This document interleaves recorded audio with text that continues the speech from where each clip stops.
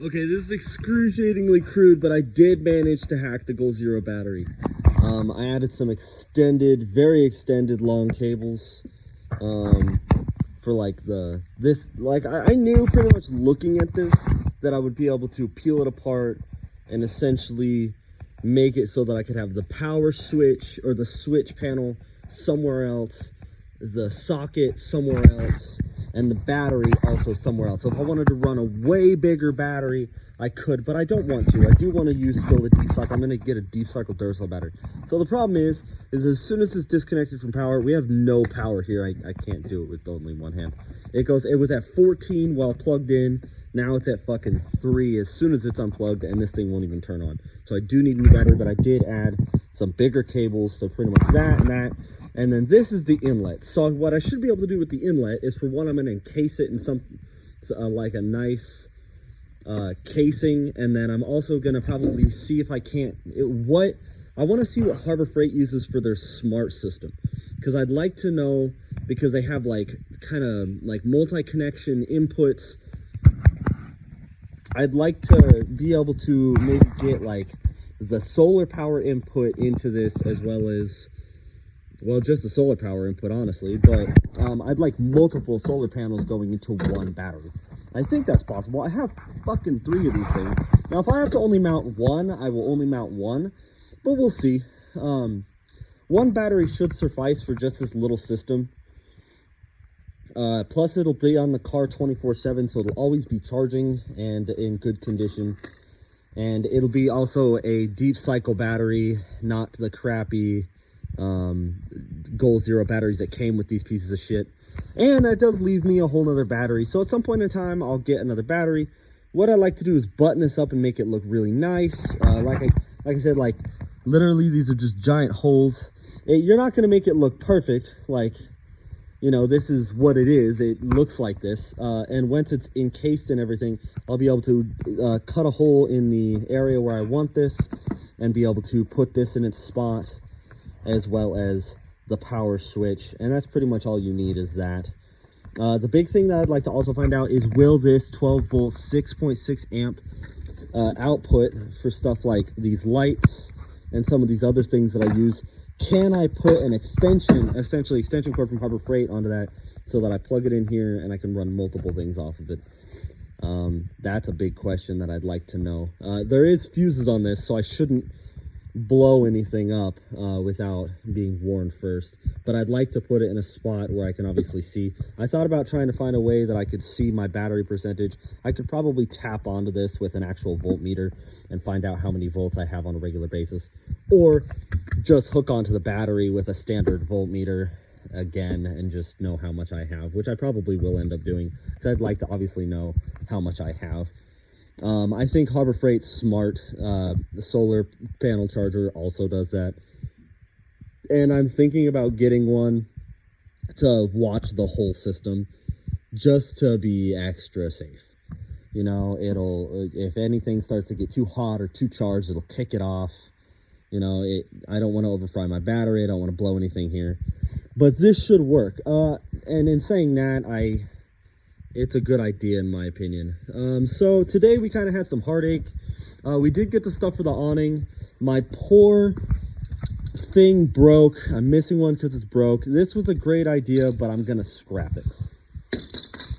We've got a really big tarp here and a ton of poles, and as Abby and I were out there trying to figure it out, turn the camera around, it's like 2 in the morning. It's very cold and very dark and late. As Abby and I were trying to figure it out, it was just getting so complicated. We were like positioning poles and trying to get things to sit right, and we put the tarp over the car with the poles, and we were just, nothing was just going where it was supposed to go. Like, we're like, okay, this won't stay tight, and this won't stay tight, and everything's trying to rotate, and I'm like, this is just not good. The way I set this up, like, it's a good idea, and I've seen people do it, but honestly, there's a reason not a lot of people do those type of DIYs on these ones. I've obviously seen a couple people on YouTube that have. I just don't think that my cheaper execution is going to work. So what I'm going to do is, I have 8 poles here. I'm thinking on doing a single box type style. I guess battery low is low on my... Wow, that does not give me any warning, does it? I'm just gonna do a box style tent. So instead of a rotational tent, I'm gonna do one single like 8x8 or maybe 8x10 tent, depending on if we do it from the side or the back. I'm still kind of to be determined. I'm gonna use my 2 rain rails on the truck, if possible, or one. It matters if I do it from the side or the back. If I do the side tent, cool. If I do the back tent, cool. I think the back tent makes more sense for the camping aspect of we open the door and we have the, just looking some, and we have the area to cook. Like we can open the back hatch, leave it open if it's warm, you know, and it's just all around better in my opinion. So that's what I think I'm probably gonna end up doing, and I'll probably go the width of the back of the car, and then I'll go out quite a bit. Like if I want to go out even 10 feet, I can. That's a pretty good sized tent. Even 8 feet, 8x8 is still really good. That's 4 poles for the, like, because I'm gonna do a full square up top. That's at maximum stability. So I do a full square for the roof with the poles to keep the ceiling absolutely tight. And then I'm going to do obviously 2 support poles, and then it'll just mount to the roof rail with some really standard, just not gonna overcomplicate it, but essentially my system I had before, but with 2 of these just in the slots. I should be able to just run the pole, so it'll just sit here. The first pole will just click into place, and I'll be able to just tighten it down with some wing nuts. Boom, it's attached. I roll it out, hook up my feet, get those where they're gonna go, and then hook up the support. The sides are just gonna be supports, so that I can, however I do it, I'm gonna like pretty much use the same thing, just wing nuts or just some fucking pins, you know, make them really tight. So when I make this on the ground, I'm gonna kind of make it a little bit tight, and then just go for it from there. And then you just use your poles. And I'll obviously get some tie downs, because the way that I'm gonna plan on doing it, I'll do some tie downs so that I can, just in case it gets windy, I can tie it down and stake it down. And then from there, I'm gonna cut and do the walls separately. The reason we were having so many issues today is because we were trying to do like it drapes over, and then we'll just drape it over here. Can't do that. What we needed to do is cut, and then honestly, with the frame, how we did it, it would need a lot more structural support, and it would need poles going from each point, and it just wouldn't have worked out. I think if we do it like this, even if later we want to make a side tent or do something like that, we can. So that's the plan. We've got the poles. That leaves us a ton of extra. If we do 8x8 with 7-foot walls, that's like, let's see, 7, 14, 17, 19, 20, 20. That's 22 feet for both the side walls and the roof, plus 7 feet. I guess I never even accounted that I was double counting the roof. And then 7 more feet for just the fucking, so 8 and 8 is 16. So if or 8 plus 7, you know, is 14,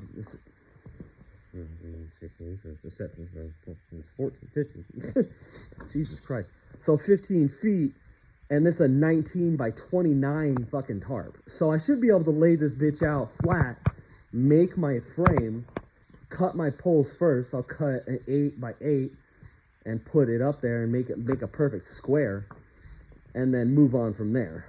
You know, it should be just perfectly fine. Like I said, the front and the back poles are actually going to be riveted to the tarp, and the 2 side poles will just be for kind of stretching out the tarp, keeping it structurally sound, like there's not a lot of wiggle room, and just keeping everything together. So it should work out pretty well.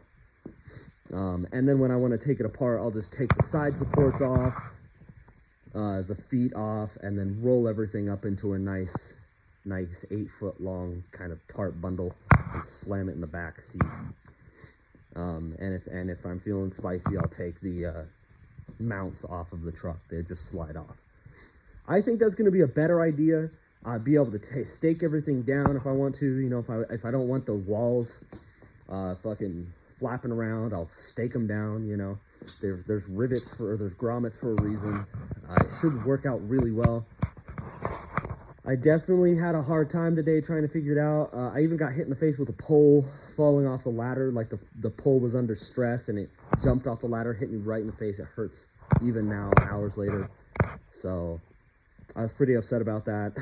Honestly, it was rough. I need to sharpen drill bits and kind of clean up my mess. Next weekend, I will be working on this project and hopefully getting the awning done. It's going to be fairly simple if I can kind of clear, not really clear space, but kind of get an area where I can kind of lay everything out flat with the frame. I'll make the frame with just standard bolts, and then I'll just end up getting wing nuts for them, kind of, you know. Like, if I can do it properly the first time, I'll be really happy with myself, and that's what needs to be done. So I'll cut some 8-foot, and I want to make sure it's 8 feet because I don't want the tarp, the walls of the tent, to like have any gap between the car. So I kind of like the tarp to come down from the stop support and kind of wrap, kind of like follow the contour line of the truck. I also need to make sure that they're tall enough, so if I need to use a bit of square steel and cut a couple more pieces and actually use my mount like that and then put it on there, I will, but I'll have to figure that out later. I just want to make sure it's tall enough, you know, that it's not gonna, it will probably end up being at an angle like this. Whatever ends up happening, it'll probably end up being kind of at an angle, which is okay. Like, I can actually do that on purpose to relieve some stress, just because we obviously don't want the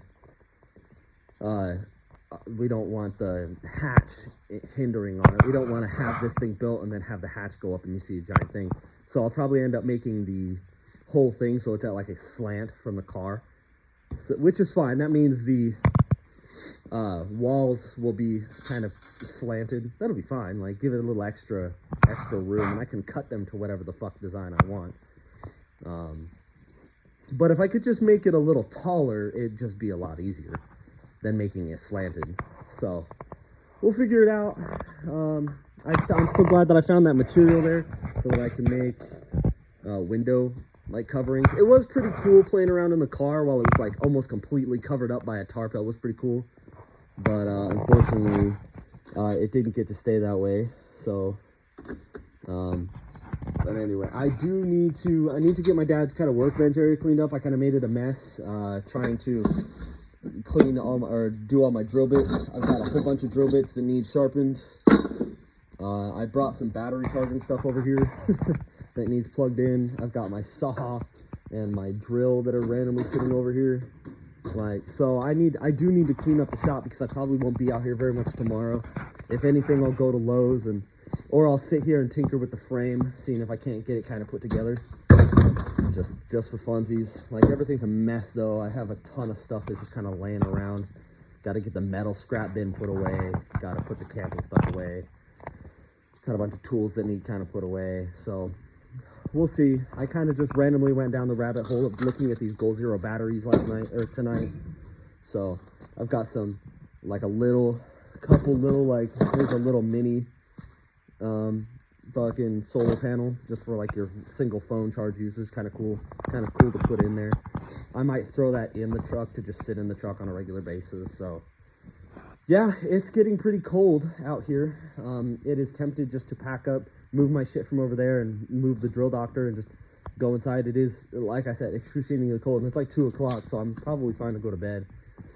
I'm glad that I kind of figured out this Goal Zero thing. I do need to disconnect the battery so that's not sitting here for some reason under power. Need to kind of disconnect everything.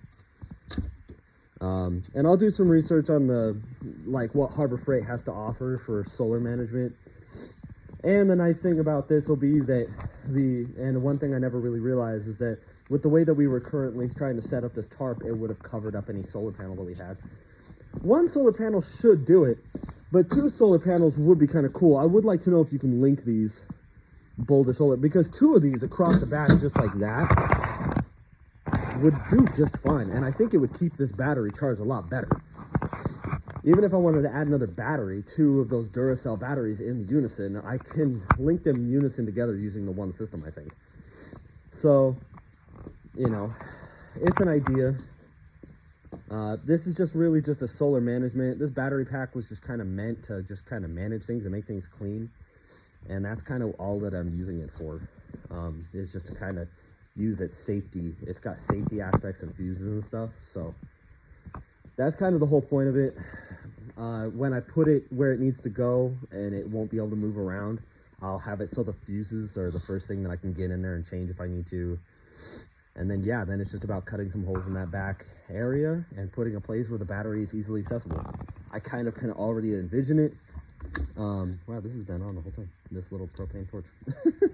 I can already kind of envision it, but I'd like to make sure that it's good to go and like kind of put it in there and then take a look. So before I obviously just start cutting and gluing things in place, because that outlet's going to be more of kind of a glue it in place thing. So I don't really know how I would quite attach that without gluing it. I could probably rivet it in the corners, or at least two of the, yeah, like in the middle, probably rivet it on there just to make sure. So, but I don't really have any meat to do it on. So I definitely have to probably end up gluing it on there. Obviously the switch has a nut on it, so I can actually just do it to the circle and then it'd look really clean. This is just going to end up being a little bit harder to get on there just because it has no real surface area that I can work with, because I want the USB in the other board. If not, then I just end up taking the plug and putting it right next to the DC outlet that's already in there. But and then, yeah, obviously the output or the input for the solar would be right here, and I'll end up probably wrapping that in tape and putting in my input, whatever ends up being the input. If I can get a multi-input, like two, so that I can hook two solar panels up to the one input, that would be great. But I don't even know what Harbor Freight has, so I'd have to take a look. It is getting really cold. I am honestly excruciatingly cold. My dad's going to be leaving on Thursday, so, you know, I will have it cleaned up. He always knows that if I make a mild mess, like, I'm just going to end up cleaning it up. You know, he knows that I'm very scatterbrained with a lot of things, so I don't think he minds too much, hopefully. I do get really scatterbrained. I've been out here for a couple hours, and it's gotten dramatically colder in just a few hours I've been out here. Like, it was tolerable for a little while, but it is just getting really cold. So, I might just call it a day with that. I can't think of anything else I could do other than sit here and fuck with the frame. Like I said, it's pretty upsetting that fucking broke like that. I'm glad I didn't get too far into it. At least one of these poles is drilled for having a foot, so that's at least nice, or a bolt going through it. But I've still got to figure out how I'm going to actually run the top. I think the bolts for the two, so like the two main poles should have bolts or rivets in them all the time, so that when I go and deploy it, it doesn't, or like, maybe I should just do pins. I don't know. Pins don't seem like a very good idea to me. I'd like to be able to tighten it down. So like put a bolt through right there, and or a rivet. I could put a rivet through there, and then when I want to tighten it all, I would use an actual bolt going down through it, kind of like I did with the mount. But I feel like that would be for the other piece. And you don't want to really fuck around out there trying to unbolt things. You want to be able to kind of quickly just undo the wing nut and call it a day. I could also quickly weld just a pin on there. I do have a ton of pins. And like something like this, so that when you go to put the other pull on it going this way, you can pull it tight and slide it onto the other one, slide it onto something like this. That's also an option. I definitely don't think that these crappy little fucking connections are up to the task of holding anything, but I do know that these poles can handle quite a bit. They are a way better steel. So I think that's what I'm going to do, is just end up maybe using pins, but that means things have to be a little bit tighter. And that also means that I just need to be kind of careful with using it. I do know pins should work. I do have multiple other different kinds of pins too. I've seen people use the pin style way, and I think for now it would be really simple. Instead of having to worry about nuts and bolts and wing nuts and shit, I could essentially just drill the holes in the, what I assume to be 8 feet, it may be more, pole. I really just need to make the mounts so that I can put a pole up on the car and see how I like it, which is unfortunate. Like, once I'm looking at the back of the car, I should be able to see, oh, this is how long I need the pole for it to drape off the car properly with the walls on it. You should be able to see that. I don't know. It's going to be kind of complex. But we'll work with it. We can work with it. I just need it maybe like a couple inches back from the sides of the car in order for the wall, when it's attached, to kind of drape over the car so that there's not like a gap that you could see through. We'd like to be kind of tight. So I'll figure it out. I do have plenty of poles, just in case. So anyway, I have determined my toes are cold. Everything's cold. I'm gonna grab my keys and my firearm that I've got and go inside. So.